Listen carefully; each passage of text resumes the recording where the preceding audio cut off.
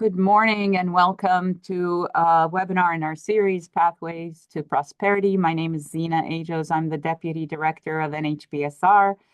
I'd like to thank our sponsor for this series, Kennebunk Savings. And thank you for making the time in your day to hear more about education, igniting the potential and empowering the next generation. We have two people who are working hard on this. I will read a shortened bio because it's extensive for both. Carissa Caro is a public school teacher for 14 years in New Hampshire, supported educators in New Hampshire and across the country with the Center for Collaborative Education, focused on designing competency-based assessment systems using the Quality Performance Assessment Framework. She helped thousands of teachers in New Hampshire design performance assessments as part of the PACE initiative.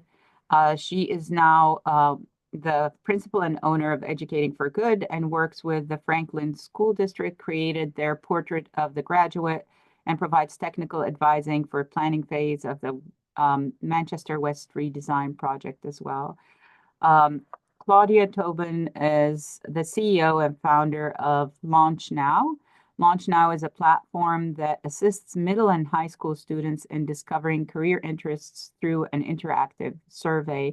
And she will detail more about the platform itself to give you an idea of her career progression. Claudia earned a Bachelor of Science degree in nursing from Rutgers University. She had her career as a pediatric nurse and a prenatal care to underserved and undocumented children and women at a community clinic. And when she moved to New Hampshire, she and her husband have a publishing company for yearbooks, and that's where the school connection started. And she has a relationship where she provides sponsorship and scholarships through that, and joined the New Hampshire Teacher of the Year Selection Committee. So they both have strong relationships with schools, and I wanted to start with Carissa first and offer her an opportunity to address her work and talk more about the Portrait of a Graduate. Thanks. So Portrait of a Graduate is a process that a community undergoes to think about what their hopes are for graduates and what graduates should know and be able to do. Sometimes it's a community like Franklin, which is just one city. Sometimes it's a whole state. And so we think about Hawaii and Virginia have statewide Portraits of a Graduate. The idea is that when done well, it involves all the community members. So in Franklin, when we went out, we canvassed in 2020. It was an interesting year to do the canvassing. So we canvassed, we went to where the people were. We went to the dump. We went to farmers markets. We stood in line at the Elks Club drive-through when they served community dinners because it was during the pandemic. We did surveys. We talked to parents. We did long interviews with students who weren't successful at Franklin High School, which helped us provide some input about what their hopes were for graduation that maybe they didn't get to achieve. So you take all of the information that you get from the community and you create a portrait, what you hope they'll be able to do. So I'll use Franklin's example. And I think, can folks, if I put it in the chat, can they see it? Yes. Share it. Okay. I'll share it with everyone. Yeah. So the portrait graphic for Franklin highlights 6 commitments that the community wants students to have by the time they graduate. And these are really a sort of mindsets. Some people call them dispositions. And so for Franklin, those are students are committed to learning after high school. They're committed to their community, to humanity, resourcefulness, responsibility, and wellness. Wellness is a really important one for Franklin. And it's an interesting when we go to other convenings nationally and we share this with folks, the Franklin one, wellness is one that is not on people's radar. So for Franklin community, that was really important. That's a disposition that they're hoping for. And then under that, there's a second layer of competencies, right, which is what students should know and be able to do. That's that. What are they going to be able to do? What are their skills? And so the state has already defined four for communities: communication, collaboration, creativity, and self-direction. And Franklin also has research and analysis and knowledge and application. So you have 6 competencies.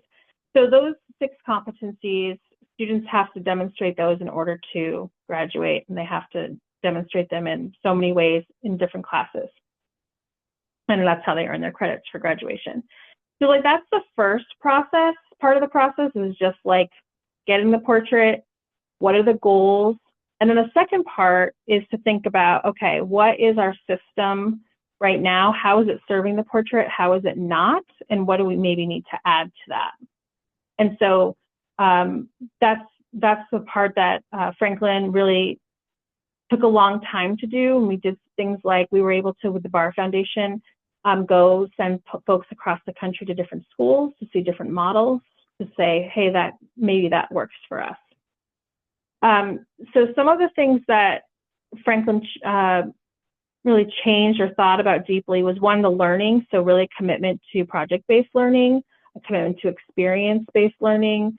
And so that was important, and we made a shift to that. So when you go to Franklin High School, you don't see teachers lecturing at the front of the room. You won't see students taking multiple guest tests. Students are demonstrating their learning by doing through projects. The second thing that was really important that we wanted to tackle was community. And we just had a meeting last night with some community members, and they said, you know, we want kids to be able to want to come back to this community and live, even if they go to college somewhere else. And we heard that deeply even 5 years ago, that we want our kids to feel proud of Franklin and where they come from and want to come back here and support it in whatever capacity. And so what we thought, the team thought that the best thing to do is get kids out in the community. And so we instituted walking field trips so that anyone can take a class within a 1.5 mile radius to go and check the community out. Franklin was able to purchase 2 additional vans. So in close proximity, we can get kids in going out. So that pushed toward getting kids in the community and learning in the community, and not just individual kids to say this kid's going to do an internship here, but really whole class learning. So it's not unusual. Right now it's wintertime, so it's not happening so much walking, but it's normal to see classes leave the high school and go to a local business, a local service, go and learn about some architecture right in their community. So those are the 2 things we worked on, but then you also have to think about the structure of school, and does our structure allow us to do these adaptive changes, right? We had to change hearts and minds around competency-based learning and about using the community as a campus rather than just the school walls. So that's like adaptive change, but we also needed some technical support or the system, like what do we need to change about the system to make this work? And one of the things was we changed the schedule. And so we had an inclusive process. Students were included in the conversation, parents, teachers, and the schedule that ended up being voted on was one that's aligned to the community college system. So there are longer classes, longer chunks of time. On Monday, Wednesday, and Friday, there's 90 minutes for classes, and then on Tuesdays and Thursdays, there's 2-hour classes. And so that allows the kids, a kid to leave, go do an internship and come back and not miss another class. That allows students to go and take a class at LRCC, and it doesn't affect the rest of their school. So that technical change was really important. And for Franklin, the impact has been increased attendance. And so we went from 83% to 89%. The principal says, if you ask for 6% raise, would you take it? And so, yeah, that answer is good. And this year we're at 93% averages. And also we have more students earning dual enrollment credit. I mean, it skyrocketed like 400%. So we went to a few kids it's phenomenal. Also, we have students who are taking classes that they normally wouldn't have taken. So they're pushing themselves to do that. So there's a lot of opportunities in the college system. So those are some ways that the portrait can impact a community for the positive. And now we're working on getting the middle school involved and working down. Thank you. I want to give Claudia a chance to talk, and then we'll go into moderation and question and answer and open it up. And by the way, if you're an audience member, feel free to ask your questions throughout in chat or throw them in the Q&A, and we'll keep track of those. So I'm going to share my screen with Claudia's, and I'll allow Claudia to take it over. Thank you, Zena. And thank you, everyone, for joining us today. I'm very excited to talk with you about Launch Now and igniting potential and empowering the next generation. You can move to the next slide, Zena. I think everybody heard about me. I don't have much more to share other than the initiative that I want to talk about with just one slide back, Zena, sorry. How we partnered in Launch Now with communities is really the end goal of what I want to talk about today. But why we took this challenge on is where I'd like to start. Just based on my background and just a little bit further into why I'm passionate about this, during COVID and when I started Launch Now, I was really starting to get concerned about how my children were going to get inspired to pick a career or find their true passion. And so I brought state educators, parents, community members, teachers, counselors, even students into a boardroom, and we sat down and started just ideating about what exists in the process today in terms of inspiring students to pick a career or get motivated about a career, and what's broken in that system that I could potentially leverage, fix, institute some change, or make seamless. And so that's how Launch Now was born. I'll talk a little bit more about Launch Now toward the end of the presentation, but what are we facing today is really what I want to talk about. We're looking at Americans that owe approximately $1.7 trillion in student loan payments. And that's significant because we're asking, well, where's our investment going? What's it worth to us in terms of investing all of this money? When we look at New Hampshire students, we're looking at the highest in the nation in terms of student debt. Our students are on average graduating with about $40,000 in student loan debt. And when we're looking at how many actually stay in college within that first year, we're looking at a 24% dropout rate. And then when we look at students that are then further to that graduating with our degrees, less than a third of those students are actually utilizing those degrees in the career path that they ended up selecting. And upwards of 40% are actually not even utilizing a college degree in the career path that they end up choosing. And so where's the disconnect here when we're talking about empowering our next generation and igniting that potential within them? How are we engaging as a community, as parents, as educators? What is the right process? Next slide, please, Zena. So how do we reshape the dialogue?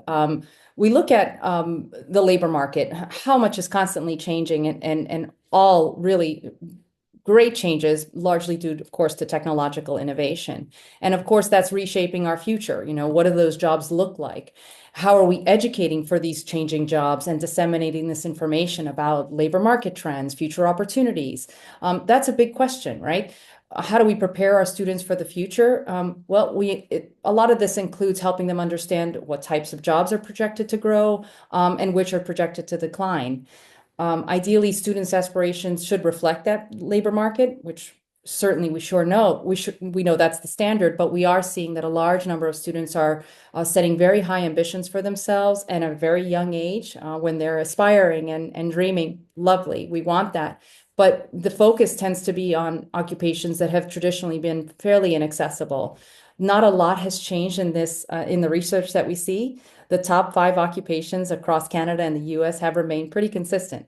The doctor, the lawyer, the teacher. While we look at what more accessible professions are out there, we're seeing a real decline in interest in those particular areas, such as occupational therapy, paralegals, where, you know, again, without incurring so much debt, students can easily access or more readily access these particular job career paths.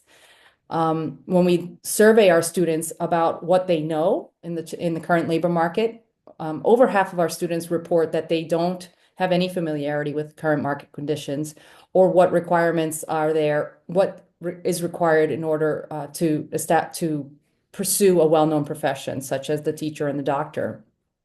Further to this, when we look at students that were surveyed across 41 countries, by the age of 30, only most students that were interested in popular jobs selected one of the 10 most popular jobs that had an upward increase or upward path in terms of popularity and projected job growth. And so that's concerning when we see the disconnect between what's happening in terms of career counseling and where the current labor market change, or where the current labor market is showing us in terms of the skills and the knowledge that are required to thrive in the workplace.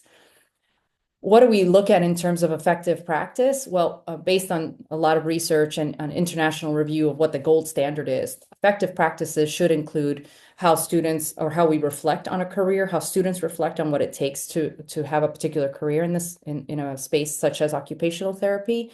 How do they explore a particular career? What exists in terms of internships, mentorships, job shadows, even such light touch activities.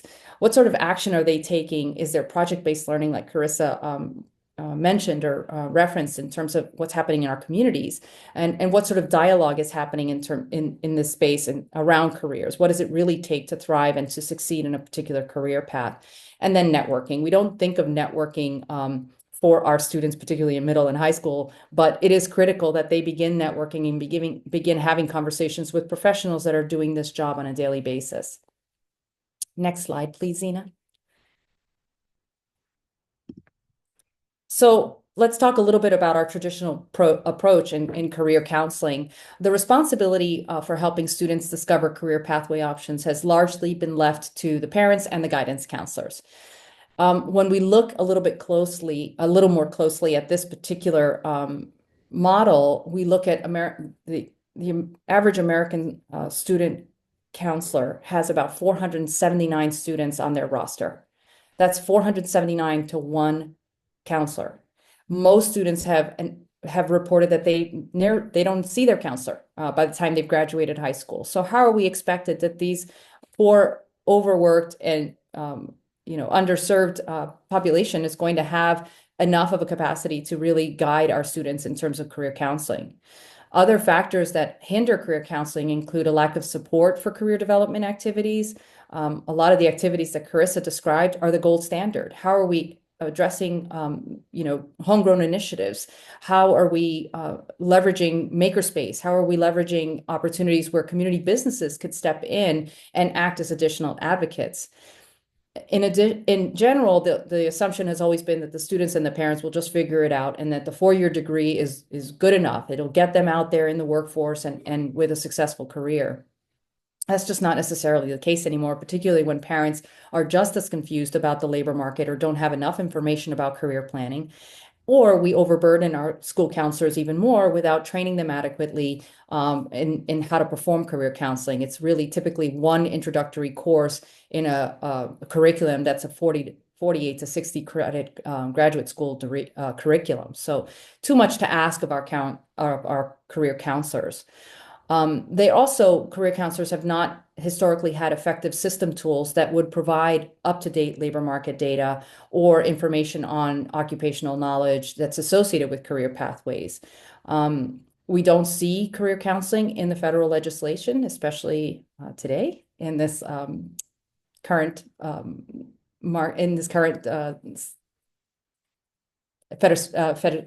goodness, I'm so sorry. In this current administration, what we're seeing also is a lack of national strategy. We really need to bring together communities of employers, educators, policy leaders, and the general public to really step in and provide a more robust ecosystem for our students as they address career exploration and career pathways. Next slide, please, Zena. So when we talk about all of those stakeholders that I just mentioned, let's start with the community, right? Leading experts have suggested for a long time that business and industry play a new and expanded leadership role in career exploration. Stakeholders such as these really need to treat our students like the end customers. The call to action is really to proactively organize and manage our talent supply chain through partnerships, providing incentives for students to really explore our businesses. We have opportunities to provide work-based learning in the gauge of like light touch activities where we can provide career days, we can provide workplace tours, job shadows. A lot of the standards that Carissa has described in the Franklin area really should be happening at a statewide level. These are opportunities that are age appropriate, even for our younger population, and we could also expand those opportunities as community business members for our students that we can engage in terms of internships or paid jobs or offering apprenticeships. And again, the research has consistently shown that this is the gold standard for preparing students for the workforce. And it also helps employers identify the promising potential employees. So building a really robust infrastructure is critical. And it doesn't necessarily have to be a heavy lift for the community business because all we really need is one project manager or one subject matter expert that can really lead a small effort for students. On the administrative side, the consensus is that representing career counselors and industry leaders with, again, policymakers and nonprofit organizations, establishing a partnership to strengthen support for our career counselors is critical, particularly as we look at the high school level and we see these ratios that are so astronomical. Efforts to help career counselors plan career development activities and provide career information for our students is necessary. We really can't succeed in this role without supporting our teachers and our counselors. And another recommendation is also to utilize more state-of-the-art web-based portals. And I know the drive is to get the kids off the screens, and that's absolutely critical, but we also want to establish a seamless process where it's not so burdensome on the counselors to be able to connect with community employers and to connect students with their needs. We see a lot of improvements in this area. We see a lot of new tools hitting the market. We'll talk about Launch Now in a minute, but there's definitely more that can be done in this space. And then let's talk about the role of the parent. There's no career pathway planning that can be successful without a parent or a guardian being an integral part of the process. Parents need access to this information. They need tools that will enable them to learn about what possibilities exist in the workplace and how they can guide their children through the pathway decision process. They also need to understand the difference between college readiness and life work readiness. As a parent myself, I know this this is very near and dear to my heart currently, as I'm looking at high schoolers, looking at college, and looking at paths beyond college. Information, not just on college readiness, but what's required to thrive in the workplace in terms of experience, salary ranges, what's the growth potential, should be part of a parent's repertoire and their knowledge base, not just left to the schools or college admissions or counselor processes. So building that robust support system is really going to be critical. We all have a role to play. Next slide, please. So encouraging self-reflection is one of the things I just want to spend a couple of minutes on. When we talk about a lot of these activities, we think college level, we think of a lot of these career centers that exist that are very sophisticated. We forget about the middle school student. The middle school student is the most receptive population to positive change following all of these career development interventions. And we ask ourselves why? Well, because student stress levels are decreased. As they progress through high school, we see student levels increase, particularly as they work through a number of competing priorities. Students in our middle school levels, the stakes are lower. They have more opportunities to explore. According to a lot of recent studies around how middle school students are thriving in career exploration, we found that they were more willing to experiment. They were a source of positive motivation when they entered the workspace and actually worked with project managers and in community-based workplaces, and they were more innovative in their thinking. So the employers were actually getting a lot out of the creativity and the openness of the middle schooler. What we also found, and again, this is very reflective of what Carissa mentioned, is we saw numbers and key data points skyrocket for students that were involved in career development activities. We saw nearly 80% of those students that were in a career development group outperformed their peers. And some of those key factors that we found: high school graduation rates increased. We saw students enrolling in more advanced courses.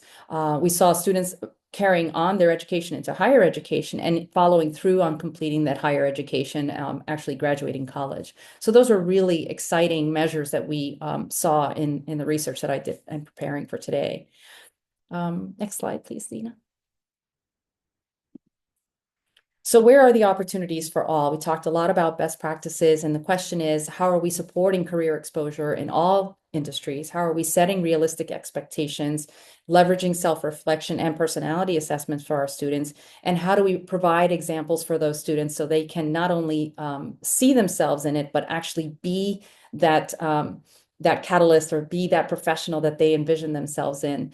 And this falls right in line. Again, I'm sorry to keep harping on your examples, Carissa, but really I'm so excited that Franklin is doing this, and I want this to catch fire and happen across all the whole state. But we look at a rural school in Colorado, St. Vrain Valley School, where the school superintendent convened state educators, invited them, and presented what was called a Homegrown Talent Initiative. And it was right in line with what you see is happening in Franklin.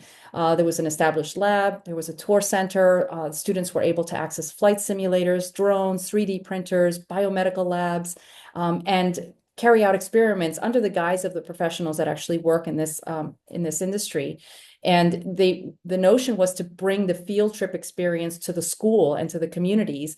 And the feedback was that the experiments were immersive, they were powerful. Kids were getting excited about learning.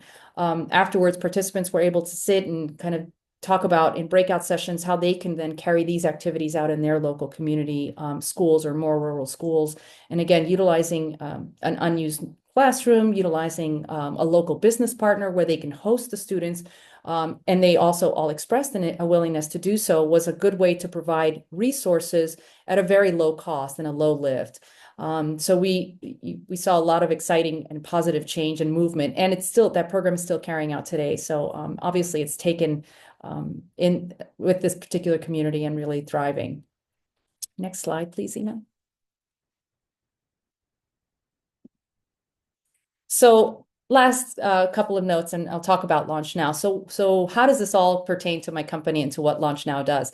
We took exactly this type of ecosystem and built it into a technology-driven platform.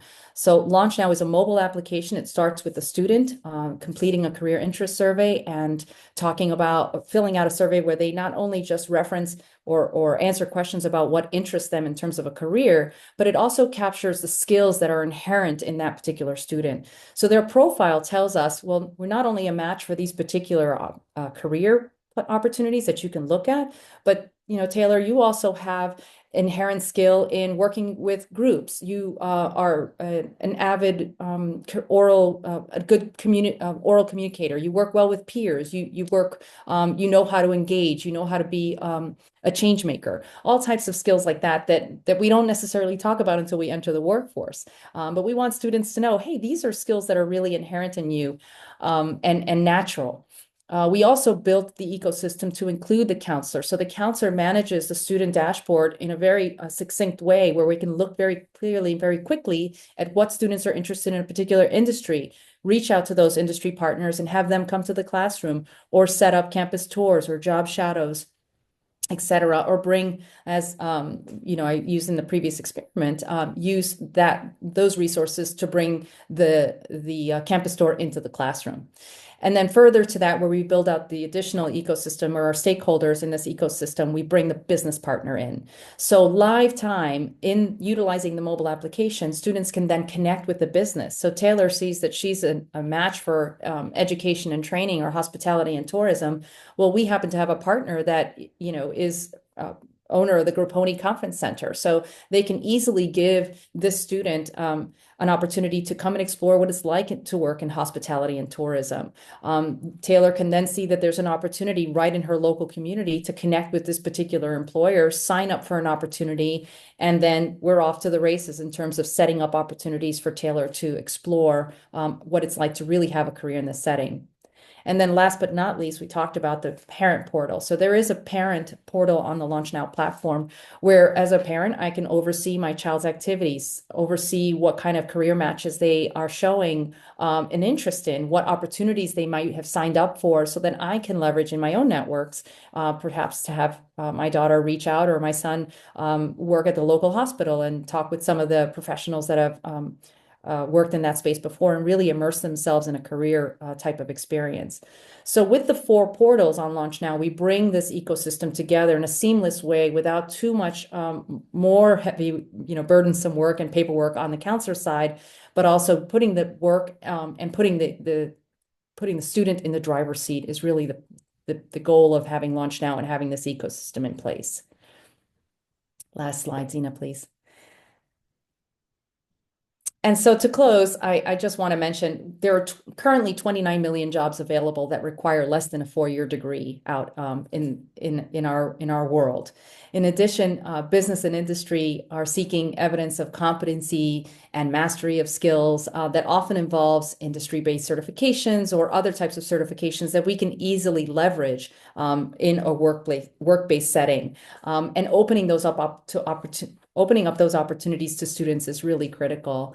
In order to establish a robust and economically viable system for bridging a school to career type of exposure, we need clear pathways. We need all stakeholders to be properly motivated and involved and seek those opportunities out. And then through, honestly, in closing, through awareness, pertinent information, and access to these relevant experiences, we can make a path for our students to set off on a career, make better informed decisions, and maximize not just their individual capabilities, but also the resources that we have right in our local community.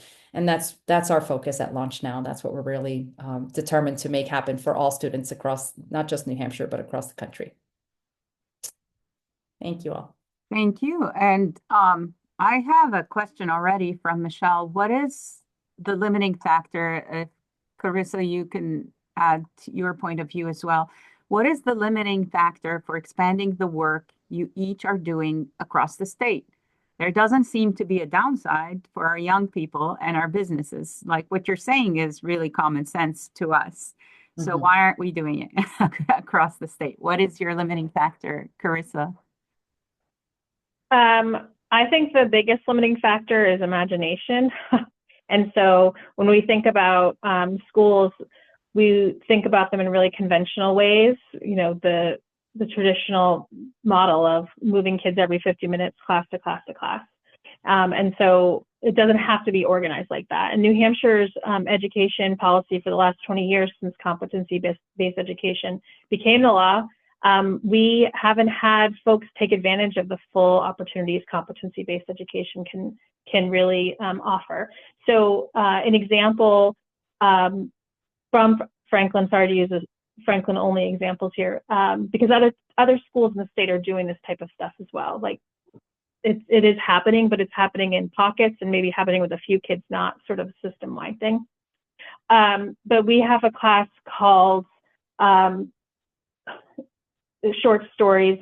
I think it was called short stories. I think it was called. But the students walked and they listened to stories as they were walking, and so they could choose at the end if they wanted to get, or choose the beginning of PE credit for walking, or they could get English credit for the English part of the class, because they had to come back and have discussions and write papers and things like that. So it can be super flexible if you let it be flexible. But I think we're just so confined by really traditional things.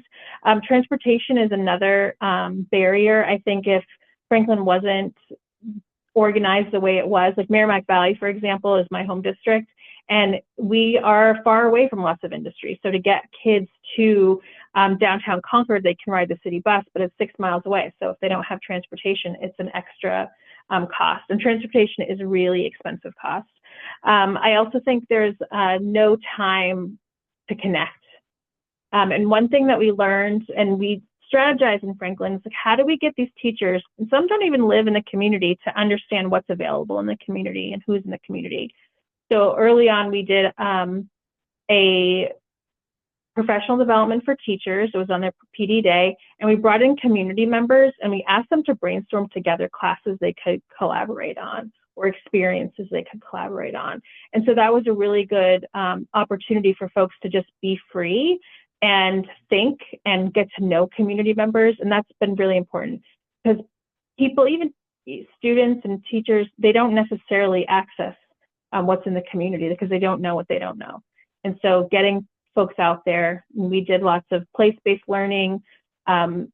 I remember one teacher, she lived in the community for 20 years. She taught there for 20 years, and she had never been to Tarban Gardens, which is this beautiful English garden in Franklin. And it's just 5 minutes down the road. And she was like, wow, I can't believe I haven't been there. But they just don't know what they don't know. So forcing that opportunity to connect, but time is definitely a factor in getting businesses and community member or businesses and teachers to connect. Claudia, what is the limiting factor for your work? I'm going to pose the same question to you. Yeah, I think, I echo all of Carissa's comments. I do see that I have the added advantage of having both community businesses and educators as my client base.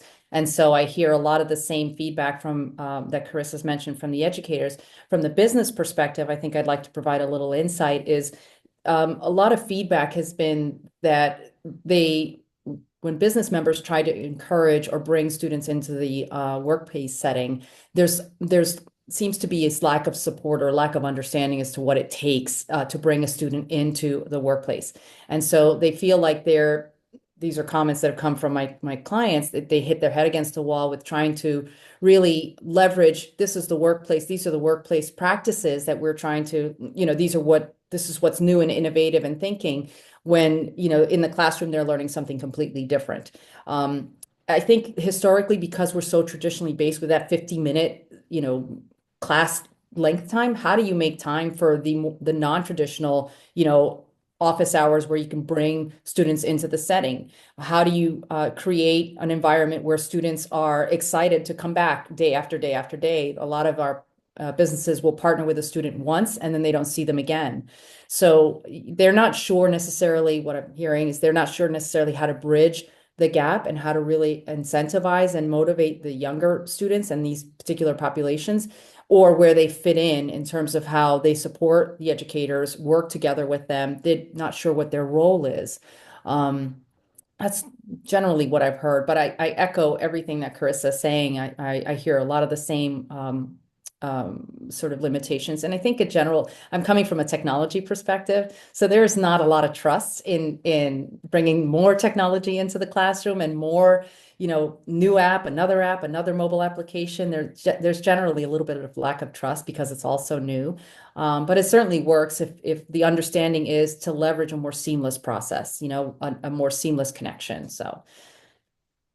We actually have a new member that, now that you mentioned that, Youth Media Power, that works on the balance of exposure to screens and how youth can use it. So there are people out there that are working on enabling as opposed to, not responding. And it was very reassuring, Carissa, to see wellness in your portrait of a graduate. I want to talk about another, we're talking to workplaces here, and another situation that we have in New Hampshire is education equity. And I have a question, but I want to pose it to Carissa, but then pose it a little bit differently to Launch Now. So what role can business play in promoting equity in education and ensuring all students have the high education, the quality that you're talking about, the learning opportunities and career exploration that you're talking about, Carissa? So I think just why the big question is understand New Hampshire policy and how our schools are funded and how they work. I think that's the biggest threat right now is funding. And I can say when I started teaching, I actually taught my first 2 years in Franklin, and I was in a school to work program where we started an off-campus store. we had students who were making goods at the high school. They were making quilts and blankets, and they were baking. We would sell that downtown. But then when the funding for those programs goes away, right, then that program goes away. And so Franklin has always been a really innovative place because they're so poor that they get grants and they get funding for all of these initiatives. But then if it doesn't become part of the system, then it just goes away when the funding goes away. So I think understanding funding would be really important. Just everyone should understand that. I also think in terms of equity, when students don't have exposure to careers, they don't know what's available. Or, I mean, I don't really think the purpose of education is necessarily work. Work is important and valuable, but I think it's to develop a whole person. So, you know, do they understand what hobbies they could have or what their interests are, those kinds of things? And so businesses can help by helping expose kids to those things. I think of my experience, I only knew, looking at the question here, I only knew teachers when I was growing up. I knew doctors and I knew checkout people. My parents didn't have a lot of exposure for me. And so that's all I knew my possibilities were. And when we can get kids more exposed to opportunities, the better. I think, you know, sometimes I drive around, see all these fancy houses, like, what do those people do for jobs to make all this money to afford these houses? But kids don't know that, right? And so there might be some opportunities there. In the model that Franklin has, we rotate classes every 9 weeks. And so we can have like someone come in and do a 9-week stint in the first quarter and then be done. And we've done that already. So we had Uncharted Tutoring come in and they just taught a science art class for 9 weeks and then they were done. We have the Woodworkers Guild come into Franklin Middle School and just teach, like today they were turning bowls. So just come in share your expertise and then go out. So I think Franklin allows that flexibility, but think about reaching out to a school and like, what are your extended learning opportunities available? What are you doing already? And can I or my business support what you're doing already, your framework? I want to introduce the same question to you, Claudia, but I want to put a different spin because when we address equity, your Launch Now is available on a technology platform and it is in English. A lot of our parents, you put a responsibility on the parent. A lot of our parents, especially in Nashua or Manchester, are not very fluent bilingual. Or so as a bilingual person, I'm asking you, how do you address equity to access to those students and parents in those communities? Yeah, that one hits home you know, as an English language speaker or English language learner, I think is what we call it now. I'm bilingual. English is my second language. And so it is something that through technology and innovation and the use of AI, we can simply translate a page pretty easily in order for a non-traditional or non-English speaking person can understand. But I think to address the equity component, Launch Now is also free to all students. We don't charge for any student to access the platform.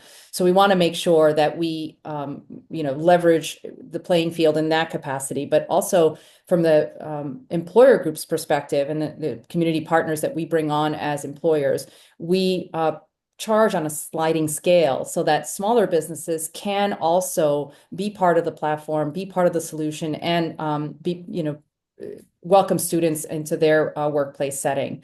My efforts in introducing Launch Now across the state is geared toward if you see your champion in your home initiative in your home community, then you can also be that person too. And I think that's been something that's been critical that we're seeing with businesses that are your mom and pop stores, your mom and pop restaurants that are welcoming students in and saying, come, you can have this type of entrepreneurial perspective aspect in your lifestyle. Something that Carissa said, and I'll say it again, I said it during my presentation, if students see their champions, they see themselves and they can be that champion for other students, for people in their lives, for their siblings, for people in their family. So I think technology is something that really has leveled the playing field for so many people, exposing the fact that, this is possible in your local community with your local business is something that really we're proud of in terms of how we've leveraged and provided an equitable solution to a lot of our communities and a lot of our schools. I want to address Debbie's question again. Are there toolkits or ways for businesses to help them engage with students while also meeting their workplace needs? And you answered a Vermont example. Any other comments that you'd like to add? Was that from? I think that Oh, sorry. my turn is a great example. They operate in Franklin, Manchester, and I think Rochester generally, but they do a lot of work in this area. Vermont has a work-based learning initiative, and they've had that for about 10 years now, and they've done a lot of work.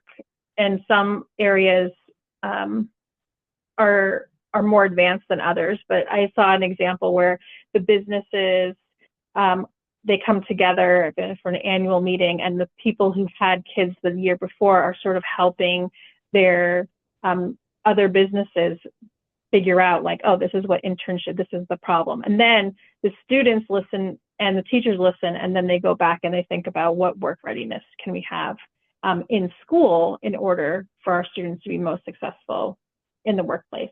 I think the other thing that we should know is that businesses have to be realistic with what they're getting, right?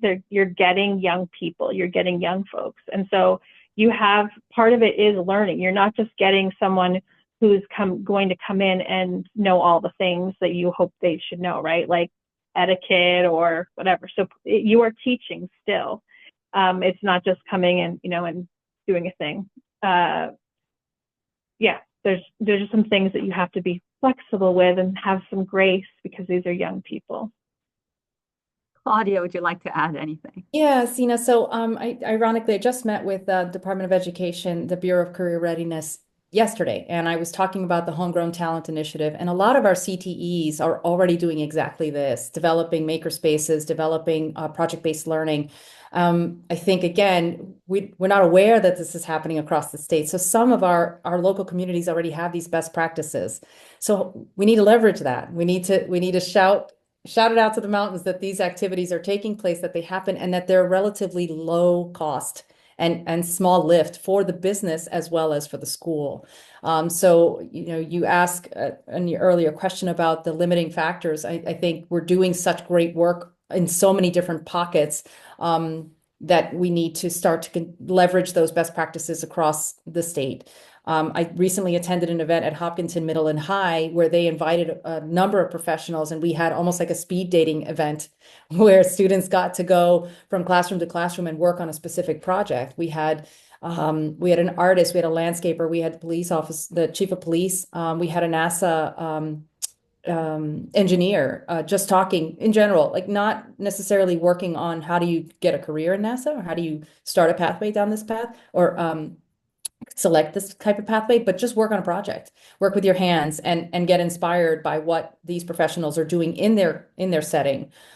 So these best practices are happening. We just have to leverage them and, again, support it at a state level would be really encouraging because, again, as Carissa made the point that once funding disappears, the project disappears, and it's really disheartening when we've gotten so much traction and gotten so far. So both of you explained the importance of stakeholder engagement and engaging the community with schools. And then both of you highlighted examples of best practices that exist that the business world doesn't know about. You also highlighted a difference in expectations of what business skills are wanted and what the school is teaching. So there's a lack of communication there. Where's the missing link? What are we not doing? And what should we be doing to connect the needs of the workplace or businesses to what's happening in our schools and how this collaboration can grow? And this is to both. I wrote that down. Communications. I just wrote that down and circled it as a next point, because I think that's one of the things that actually schools could use some help in. And some of our schools are really good at communication and sending out messages and communicating, hey, we're doing these things. But not every school or school district has the ability to have a communications manager or someone who's really good at communications, in that broader sense. Like, they're good at communicating, but just thinking slowly about intentionality and branding and those kinds of things on social media. So I think that could actually be one really helpful thing, is to offer support in communications. We've done a significant amount of work helping the school understand how to use local media to tell their story. Remember in the 70s, 80s, in New Hampshire, 90s, maybe even, like there was all this information about the schools that was happening. This is the not just the athletic events, but things that were happening in schools, if you look at those. And that just sort of went away. And so helping local media bring that back. And it's like, the school is life. It's not just life doesn't start at 18. This is real life for people. And so we need to include that. And I think if we can get people to push that more, that would be helpful, the communications piece. And I think that will then answer a little bit to your question, because then people know what's available and what's happening. Just open up the parts of communication. Knowledge is power. Claudia, do you have any comments on that lack of the discrepancy in expectation and everything? I'd like to think that things are improving. I do see a lot more activity in terms of business engagement in the classroom setting. So I feel like the pendulum is starting to swing. I also think that more recently we've had a lot of focus on closing the skills gap. Currently involved in a couple of grant studies where the university researchers are really closely looking at not just academia, but what are those skills that are required to thrive in the workplace. And that only comes as a result of the feedback from the hiring managers and the businesses that are getting, that are feeding off of the students that are graduating or applying for work. Closing that skills gap is something that we're all interested in. And when I talk to my schools and my clients, there's a lot of, kind of really activity around, these skills are critical to succeed. Not just the fact that you do the math, the science, and the English, but, how do you write a good email? How do you have good interviewing skills? How do you solve peer-to-peer conflicts, in the workplace setting? So one of our areas of interest right now is the employer posts what skills are required or necessary to really succeed in a particular role. And then our platform tells the employer, these students are inherently, or naturally gifted in these particular skills, but we need to close out these particular skills. And so those skills become an area of focus for these students to refine, to focus on, to take mini micro learnings on. And so that we are building the more sort of robust, more well-rounded graduate and therefore future talent. So I think those communications are really starting to improve, particularly as we look at, instant career analysis, career interest surveys, and skills gap analysis that, we find all the time everywhere in terms of tools that we're leveraging. So I tend to think that, again, I go the route of technology. How do we make it simple? How do we provide a framework? And then how do we all focus on the things that will make us succeed in the classroom, outside, in terms of kids that are graduating, and then thriving in the workplace? So I hope that answers your question. Yeah, I'm interested in also understanding the expectation, because both of you work with a population of students that extends beyond the typical traditional approach of businesses to go to high school and community college and higher ed. You guys are talking about middle schoolers and younger. So that's a whole different ballgame for businesses. And how do business access middle school students? Because at that, it's very significant that you expose them to that age group. Like Claudia said, they're most impressionable in that age group, and that's a blind spot for business usually. So do you have advice for business on approaching middle schoolers? I think there's programs that are already happening and have happened for years, in where folks bring in programs to schools.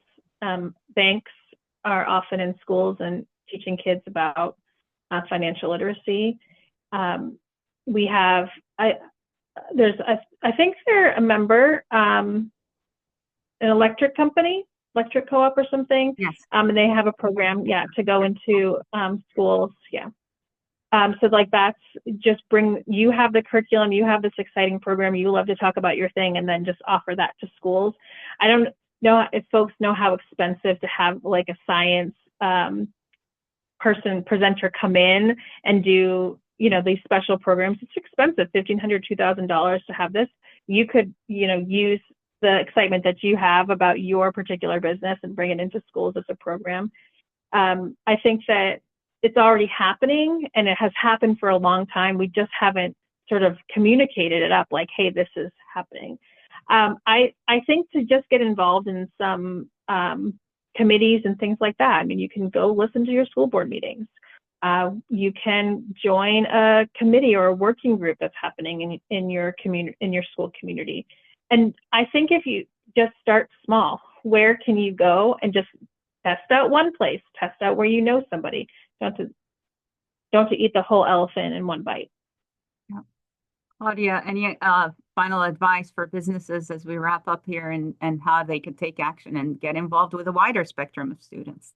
Sure. I think organizations like New Hampshire Businesses for Social Responsibility, the chambers, are areas that are really getting more and more engaged and more excited about our workforce development issues, especially particularly in the state of New Hampshire. So I think engaging and partnering with efforts on a larger scale with larger organizations is really critical so they can hear the message. I think telling the story of the student that is impacted is something that I'm really passionate about. I'm not really great at selling Launch Now. I'm more about what impact are you having as a business for those businesses that have already partnered with our students and are already seeing the fruits of their efforts and their work.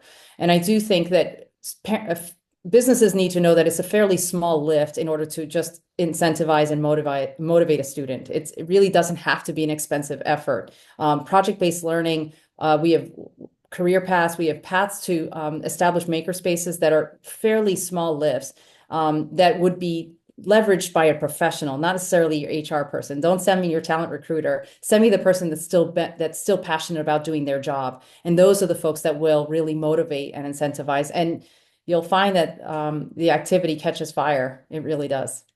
Michelle, did you want to unmute and ask your question?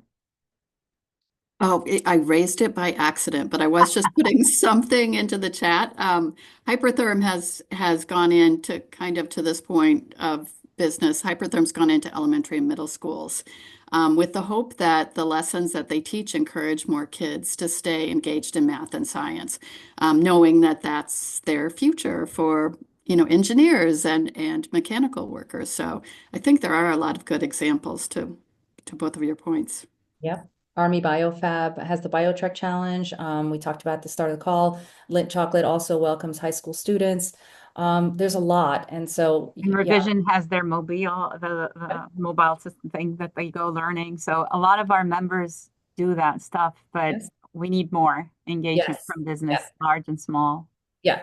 And realize Maybe that, sorry, and also realize it could be a fairly small effort. It doesn't have to be a large effort, or an expensive one. Carissa, go ahead. maybe just for follow-up, maybe we identify 5 of those really great programs that already exist and write a blog post or something about that so that can give inspiration to other folks. And that's a part of the last question is how can we keep in touch? And if we have follow-up questions, so do you mind the speakers sharing their contact? I can share the contact with the follow-up and the recording, and Carissa promised us some resources. So I'll share that with all the registrants in a follow-up, and we will post this recording. I want to take a minute to thank both expert panelists. Thank you very much for doing the work that you do. And thank you for communicating with us and making sure we are well informed. And I hope you continue to inform us and update us on all the wonderful things that are being done. Thank you. And thank you for our attendees.